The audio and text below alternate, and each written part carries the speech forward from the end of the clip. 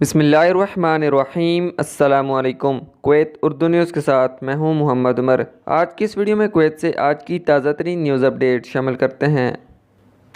خبر ہے کہ کویت کی general administration for drug control نے 5 منشیات فروشوں کو 2 کلو گرام مختلف قسم کی منشیات کے ساتھ گرفتار کر لیا ہے۔ ان کے خلاف ضروری قانونی کارروائی کے لیے انہیں متعلقہ حکام کے حوالے کر دیا گیا ہے، جہاں ان کے ساتھ مزید قانونی کارروائی کی جائے گی۔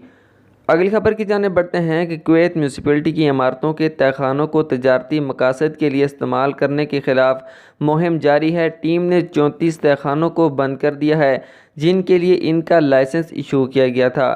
میونسپلٹی اہلکاروں کے مطابق ان تہہ خانوں میں آگ لگنے سے بچاؤ کے ناقص آلات اور حفاظت ہونے اور غیر ضروری سامان رکھنے کی وجہ سے ان کو بند کیا گیا ہے۔ اگلی خبر کی جانب بڑھتے ہیں کہ کویت ایئرپورٹ کسٹم نے چرس اور شراب کی اسمگلنگ کی 5 مختلف کوششوں کو ناکام بنا دیا ہے۔ مختلف پروازوں سے کویت آنے والے 5 مسافروں کو مختلف ممنوع اشیاء اسمگل کرنے پر گرفتار کر لیا گیا۔